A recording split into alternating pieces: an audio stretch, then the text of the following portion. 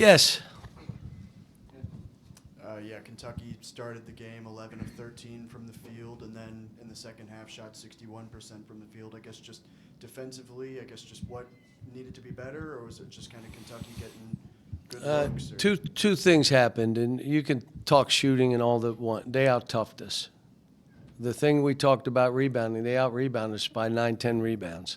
And we said you're not winning the game unless you do that. And then throw on top of it, we didn't make free throws again. I mean, we shot air ball from the what? I mean, so when you get in this kind of game and you get rattled a little bit, that's the kind of stuff that happens. And then the stuff in the end, it's a tie game. We get a tensional or a technical foul, and all of a sudden they get 4 in the ball, and then they tip out a ball. I mean, wait a minute. It was a tie game. And it was a tie game from where we were up 4, ready to go. And so we just got a lot of stuff to learn, but give them credit. This was Kentucky coming in more desperate than us and played way rougher than we played and came up with balls that we just didn't come up with, including our guards. I mean, when you talk about all our guard stuff, our guards got like 1 rebound. Can't be that way. John, what do you think? You mentioned the technical already, but the emotions of this game, the technicals. I mean, do you think maybe your team let the emotion get to them a little too much there tonight? When they got the physicalness of the game, they did some things. They didn't respond the way we've talked, and I knew the game was going to be physical. I told them, and it may be a little chippy, and I said, but you cannot get a technical or do something that costs us a game, and it's exactly what happened. And I talked about it. But, it's a great lesson. These games, you're going through a season, there's stuff that happens. We shoot 49%, almost 50%, but we're 3 for 14 and 60% from the line. Well, then you're not going to win. I mean, you're not. And I met with Carter after because I told him we're not winning without you playing. But Billy is playing with so much emotion and passion, he deserves to be on the floor, which may mean I got to play both of them because Carter is a terrific player, but when you're getting beat the balls and Billy goes in and rebounds and does stuff and all that, I'm not going to cheat Billy. But, we need him to win. We won one of our better games, but you got to give them credit. They made us play a certain way. We didn't have a whole lot of turnovers. But you got to make some shots. That's the crazy thing about this game. And we had been doing that. We didn't do it tonight. Aside from that technical and them getting those 5 points, what else kind of prevented you guys from maybe landing a knockout punch when you went up 4 and had the building rocked? I watched the tape, but my guess is there was a rebound, there was a foul, there was some things and all of a sudden it's a tie game. But I'll have to watch the tape because when we got up 4, I was feeling real good. Then all of a sudden it's foul, foul, foul, foul, whether we were grabbing or whatever we were doing. But Pringle had kind of a rough showing tonight. Had no points, no rebounds. What was Kentucky doing to slow him down, and what more does he need to do for you? Well, there's one of his better games, but I love the kid. I've enjoyed coaching him, but he's got to give us more. He's got to give us more, and it's mainly defending and rebounding and flying up and down the court. We throw him lobs and all that stuff. Trying to get Malik Ewan to get going, which stole some of his minutes, and Malik started playing pretty well and rebounded, so we left him in. I mean, some of it's like the way the game plays out.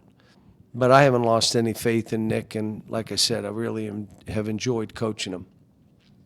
Yeah, this is the 3rd game that you said a team has played more desperate than you guys. Do you think one like this is, your team now understands it, now can get over that? Or We'll see. Free throw shooting and three-point shooting, struggling a little bit again with that. How do you go about fixing that? You got to make shots. And again, Why didn't we shoot more?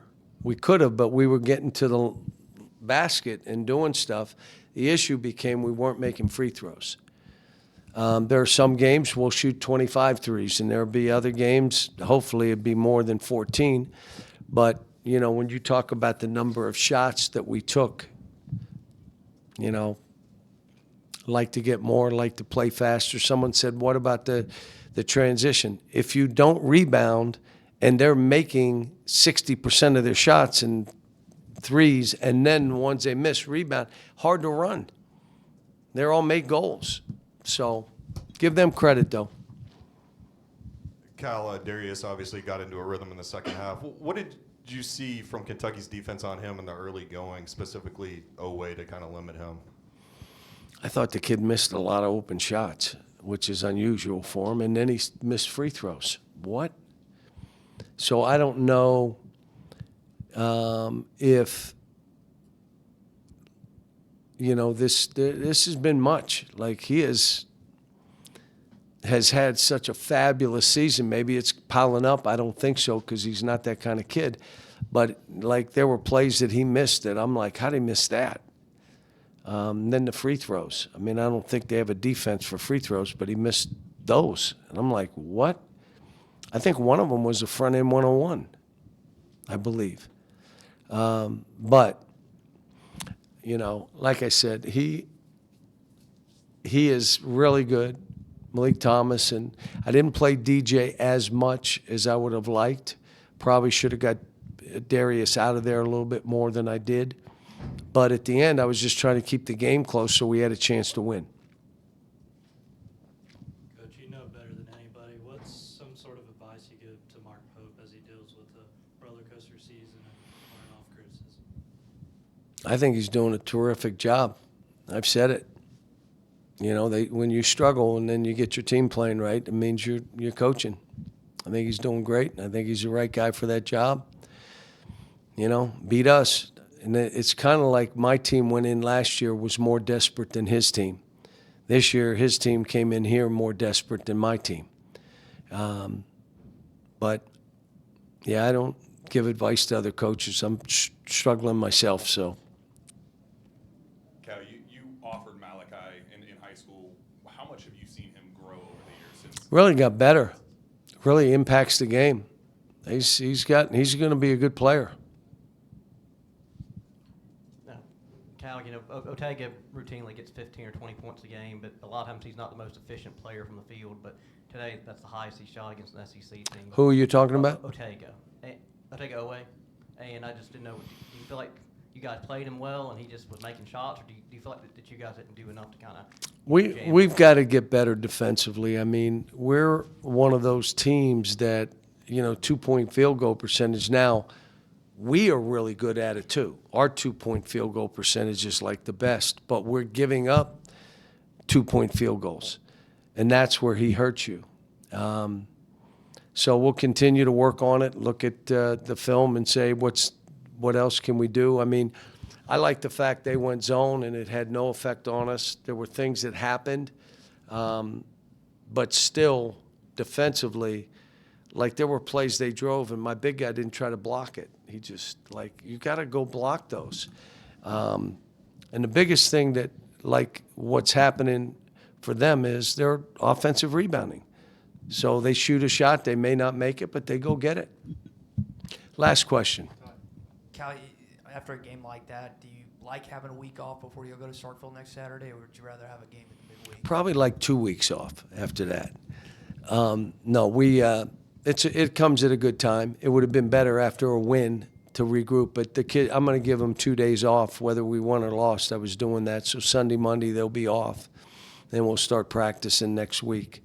But it's, you know, that when you get a break in the season, normally your team needs it, and we'll regroup. I like my team. I mean, we've had some stinkers like this. We've had 3 or 4 of them.